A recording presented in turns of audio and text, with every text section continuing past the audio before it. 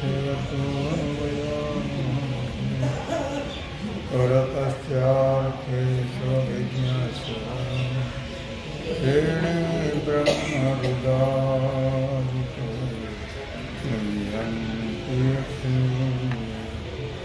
तेजो वायुदां यत्र सर्वभूता नाम्नासेन सदा निरस्ततो सत्यं परं सत्यं परं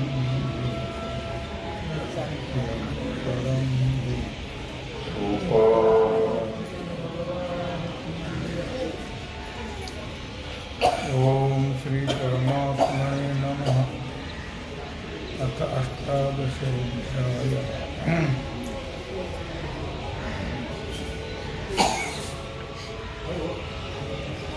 जय जय देव निर्मलो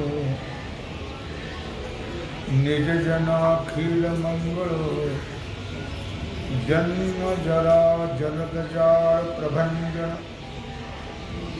भगवान सिद्धेश्वराच्या श्रीमतोपन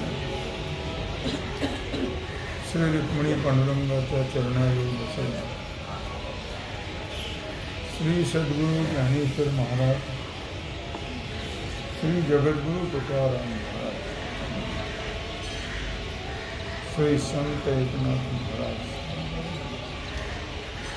यांच्या चरण सानिध्यामध्ये आपण सर्वजण मिळून महान ग्रंथराज ज्ञानेश्वरीच्या 18व्या अध्यायाच्या पहिल्या ओळीला आपण आरंभ करतो आहोत। भगवंताने 17व्या अध्यायापर्यंत अर्जुनाला समोर करून, अर्जुनाला निमित्त करून हे तत्वज्ञान जगाला सांगितलेलं आहे। खरं जर पाहिलं तर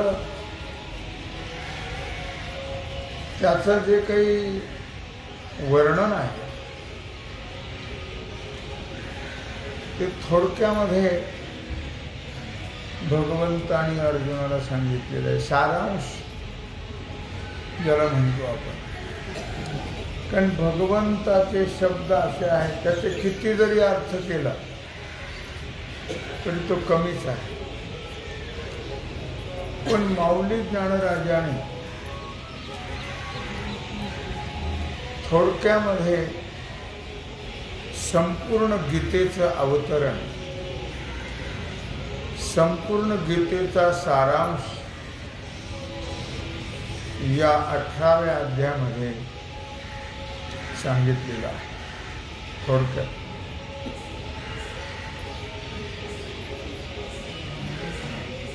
त्यांनी काय म्हटलं, हा 18वा अध्याय नव्हे, एक अध्यायी गीताची आहे। अर्थात गीता भाष्यामध्ये असं म्हटलेलं आहे, आद्यगुरु शंकराचार्याने सर्वस्यैव गीता शास्त्रार्था अस्मिन् नद्याय उपसंहृत्य सर्वे वृत्ति अतिषु अध्यायम् 18। अर्थात सर्व अध्यायाचं सार, सर्वच गीताशास्त्राचा अर्थ 17व्या अध्यायापर्यंत सांगितला।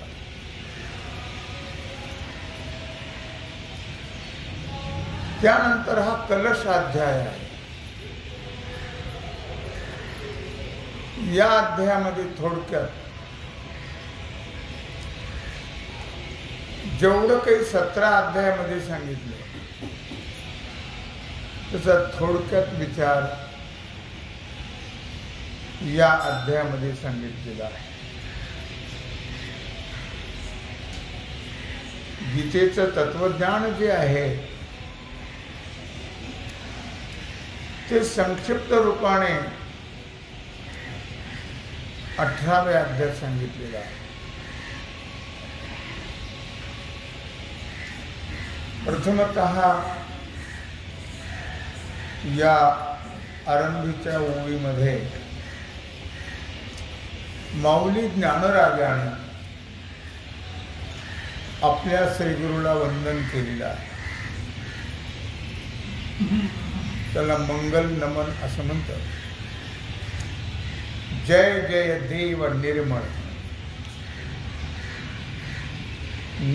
निज जनाखिल मंगल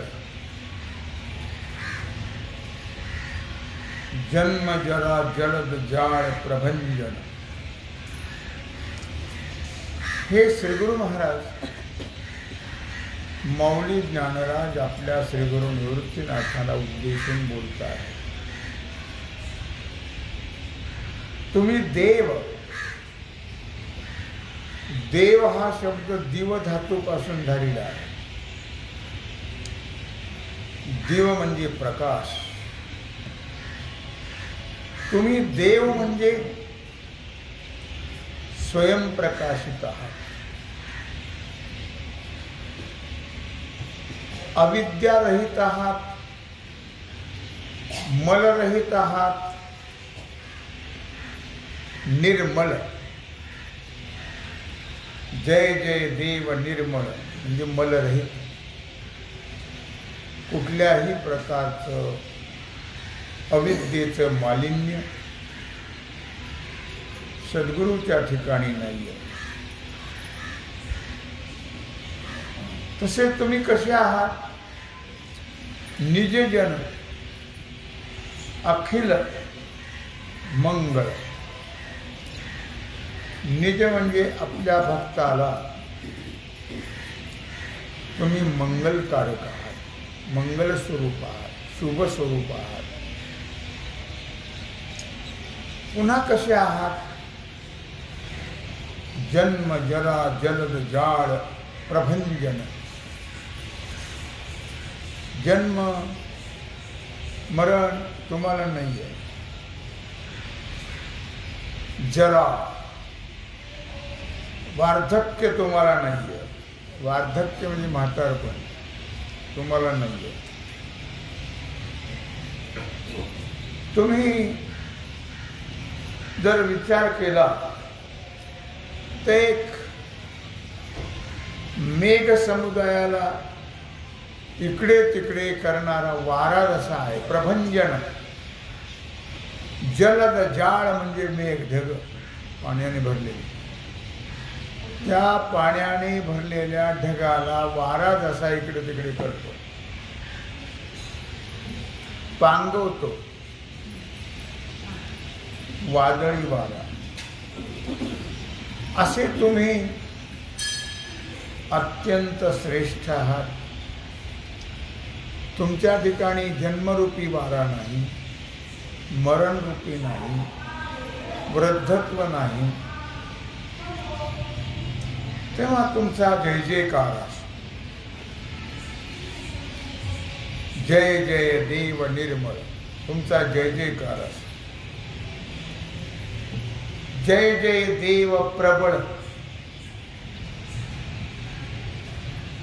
विदलित मंगळाकुल निगमागम द्रुम फळ फलप्रद.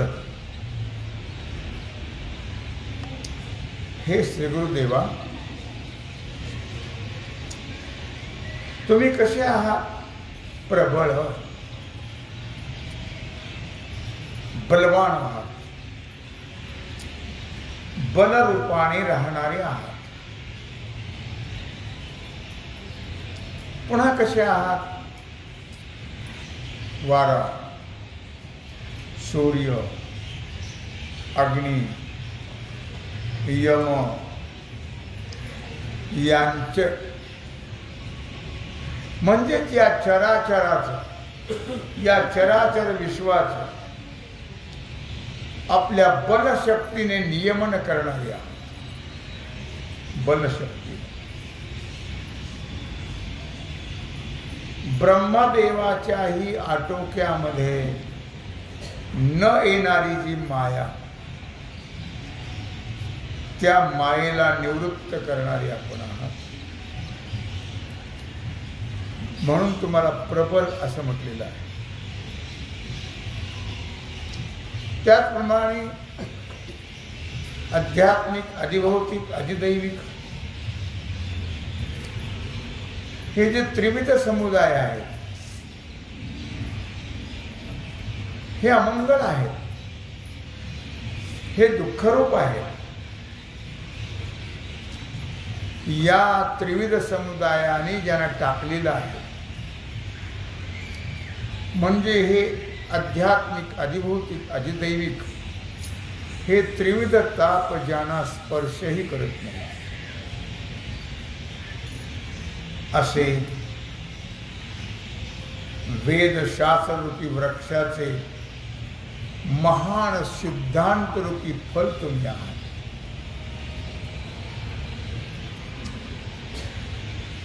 जीवाना शुभाशुभ कर्माचं फळ देणारे तुम्ही आहात.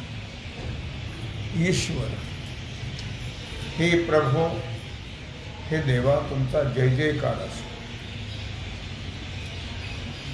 जय जय देव सकल विगत विषय वत्सल, कलित काळ कौतूहल कलातीत. मौली आपल्या सद्गुरूंचं मंगल करता आहे. जय जय देव सकल, हे देवा, तुम्ही स्वरूपतः जर विचार केला तर संपूर्ण सर्व स्वरूप तुम्ही आहात. ज्यांची विषय वासना नष्ट झालेली आहे,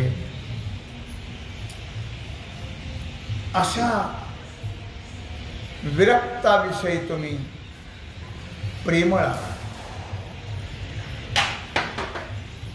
ज्याने सर्वनाश करणारा काळ, त्या काळालाही ज्याने आपल्या आज्ञेत ठेवलेलं आहे. म्हणजे काळावरही ज्यांची सत्ता आहे, अशी परमार्थतः तुम्ही अवयवरहित असणाऱ्या देवा, तुमचा जय जयकार असो. जय जय देव निश्चल, चलित चित्त पान तुंदिल, जगत उन्मिलन विरल केली प्रिय. जय जय देव निश्चल, तुम्ही कसे आहात? निश्चल आहात. तुमची फिरती बुद्धी नाही, इकडं पळ तिकडं पळ तिकडं पळ असं नाही. निश्चल, अत्यंत तुम्ही एकतत्व एकरूप निश्चल आहात, स्थिर आहात. भक्ताच्या चंचल चित्ताचं पान करून पुष्ट झालेले तुम्ही आहात. जगाचा विकास करणारे तुम्ही आहात. अखिल म्हणजे घन स्वरूप तुम्ही आहात. जगाच्या उत्पत्ती स्थिती नाशाची लीला ज्यांना अत्यंत प्रिय आहे, असे एक तुम्ही जगत उन्मिलन विरल केली प्रिय. ही एकच पद तुम्हाला आणि शोभत आहे. म्हणजे याचा अर्थ असा की ज्याला जगताच्या विकाराची अखंड लीला करणं, जगाच्या विकासाची अखंड लीला करणं हे ज्यांना आवडतं, हे ज्यांना प्रिय आहे आणि हे ज्यांचं मुख्य कार्य आहे जगत विकास करणं, असे सद्गुरुदेवा तुमचा जय जयकार असो. जय जय देव निष्कळ स्फुरद मंदानंद बहळ नित्य निरस्ताखिल मळ मूलभूत. हे सद्गुरुदेवा, तुम्ही निरंश आहात. स्वयंप्रकाश रूपाने स्फुरद्रूप तुम्ही आहात. तुमच्या ठिकाणी देश मर्यादा नाही, काल मर्यादा नाही, वस्तू मर्यादा नाही. देश काल वस्तू मर्यादेच्या अतीत तुम्ही आहात. शिवाय सच्चिदानंद घन तुम्ही आहात. ज्यांच्या ठिकाणी अविद्या नाही, ज्यांच्या ठिकाणी अस्मिता नाही, ज्यांच्या ठिकाणी राग नाही, ज्यांच्या ठिकाणी द्वेष नाही, ज्यांच्या ठिकाणी अभिनिवेश नाही, हे पंचक्लेश तुमच्या ठिकाणी नाही आहेत. हे पंचक्लेश जीवाच्या ठिकाणी आहेत. शुभ अशुभ शुभाशुभ हे त्रिविध कर्म तुमच्या ठिकाणी नाही आहे. इष्ट अनिष्ट, इष्ट अनिष्ट हे त्रिविध फल हेही तुमच्या ठिकाणी नाही आहे. तुम्ही नित्य निरस्त आहात. अत्यंत अभाव तुमच्या ठिकाणी या सगळ्याचा अत्यंत अभाव आहे. जो या संसार वृक्षाला मूलभूत आहे अशा सद्गुरुदेवा तुमचा जय जयकार असो. जय जय देव सप्रभ जगदगुंद गर्भ नभ भुवनोद्भवारंभ स्तंभ मध्य भवध्वंस. तुम्ही कसे आहात? तुम्हाला दुसऱ्याच्या ज्ञानाची, दुसऱ्याच्या प्रकाशाची गरज नाही. स्वप्रभ तुम्ही स्वयंप्रकाशित आहात. सगळे परप्रकाशित आहेत. सूर्य असेल, चंद्र असेल, अग्नी असेल, हे सगळी सृष्टी परप्रकाशित आहे. तुम्ही मात्र स्वयंप्रकाशित आहात. तुमच्या प्रकाशाने सर्व प्रकाशमान आहे. जगदरूपी मेघाचा गर्भ राहण्याचं जे आकाश आहे ते आकाश तुम्ही आहात. त्रिभुवन जे आहे, स्वर्ग मृत्यू पाताळ, या तिन्ही लोकांच्या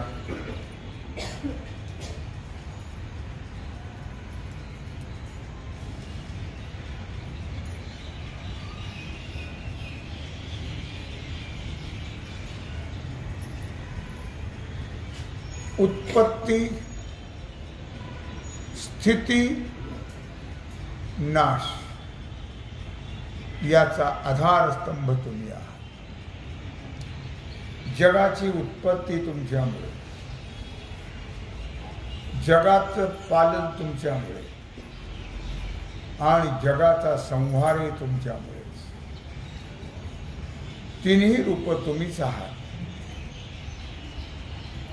तिन्ही रूप घेऊन तुम्ही हे उत्पत्ती स्थिती लयाचं कार्य करत आहात. एवढंच नव्हे तर भवध्वंश भवनाम संसार,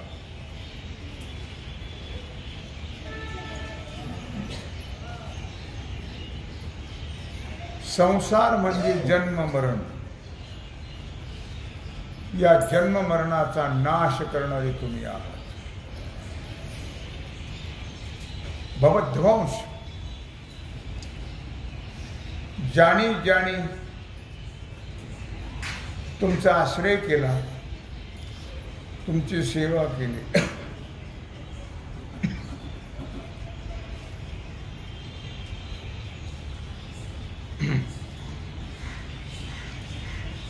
त्यांचा संसार म्हणजे जन्म मरण तुमच्या कृपेने नष्ट होतं. हे सद्गुरुदेवा तुमचा जय जयकार असो. जय जय देव विशुद्ध अविद्या उद्यान निर्द्विरद शमदम मदन मद भेद दयार्णव. जय जय देव विशुद्ध. देवा तुम्ही कसे आहात?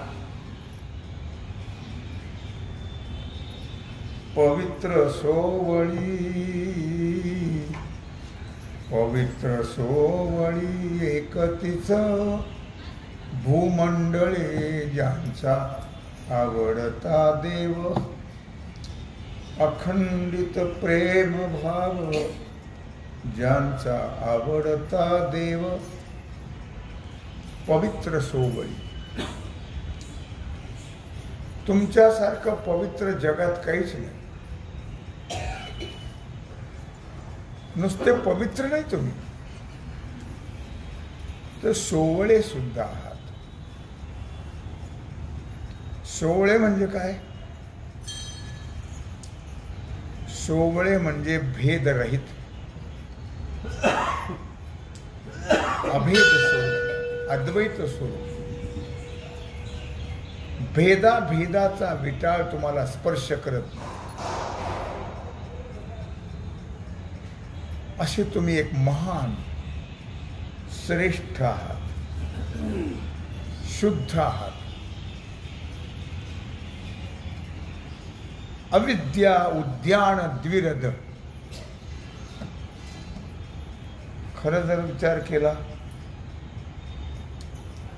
तर तुमच्या शुद्धत्वाच्या संबंधाने म्हणा किंवा शुद्धत्वाच्या संसर्गाने म्हणा, सगळे तीर्थ पवित्र होतात.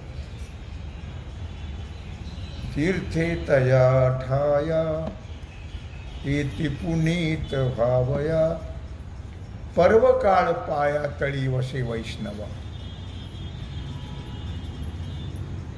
सगळं जग पवित्र होण्याकरता तीर्थाला जातात. सर्व जगाच्या मालिन्याने तीर्थ मलिन होतात.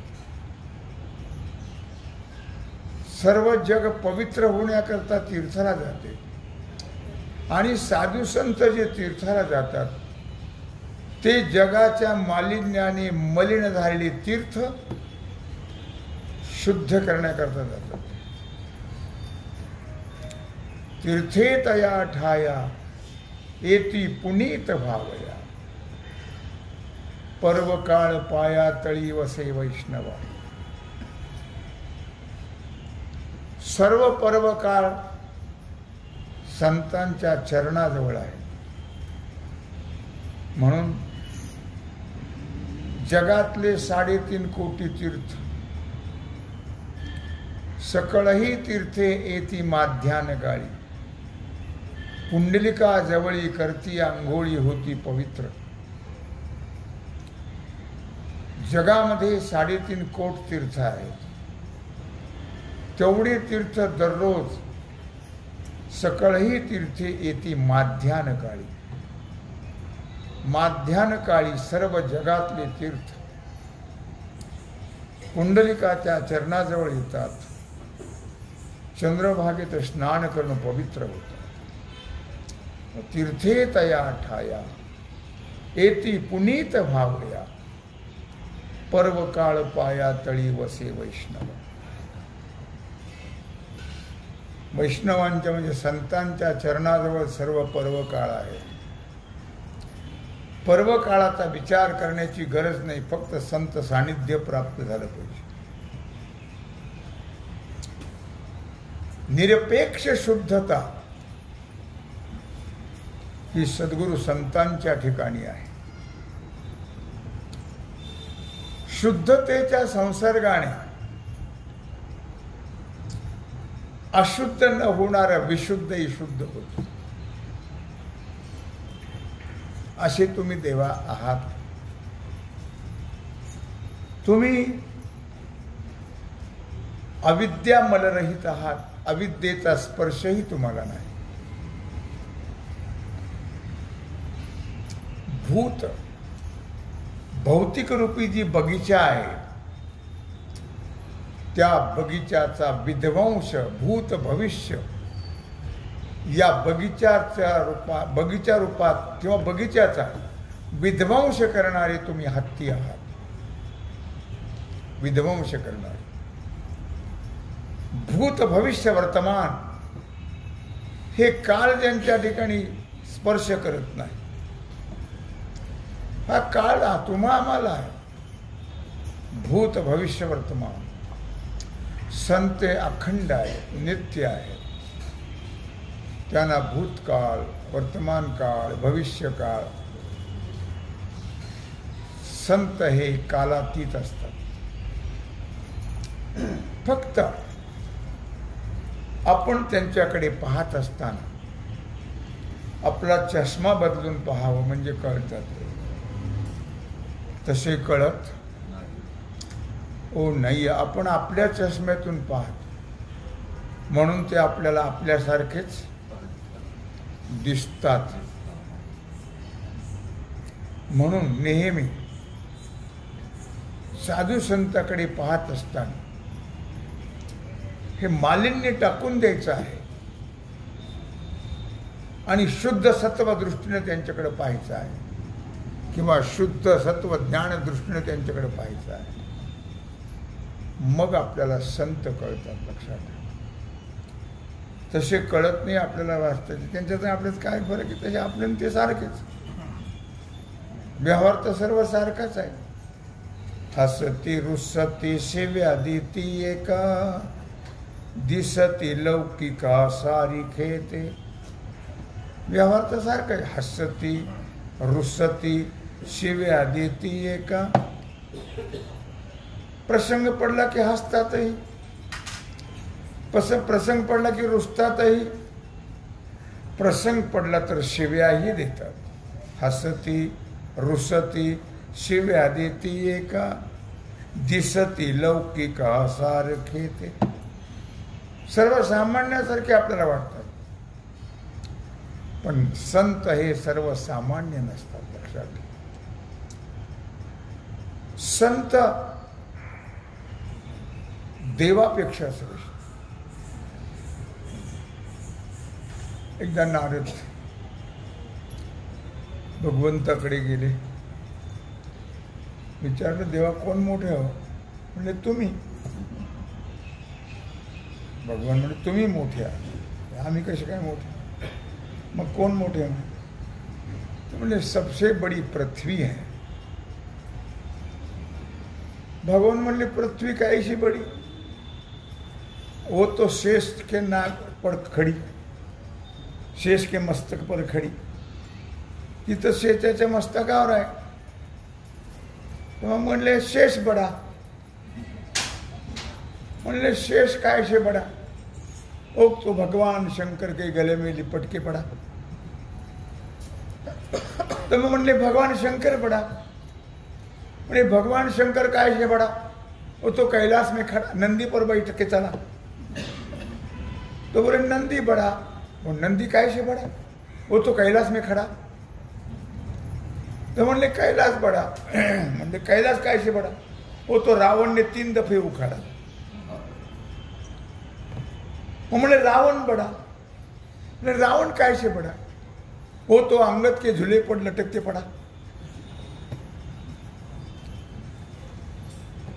वाली के पुत्र अंगद के झूले पर लटकते पड़ा। तो बोले वाली बड़ा। वाली कैसे बड़ा? वो तो राम जी ने एक ही बाण से पछाड़ा।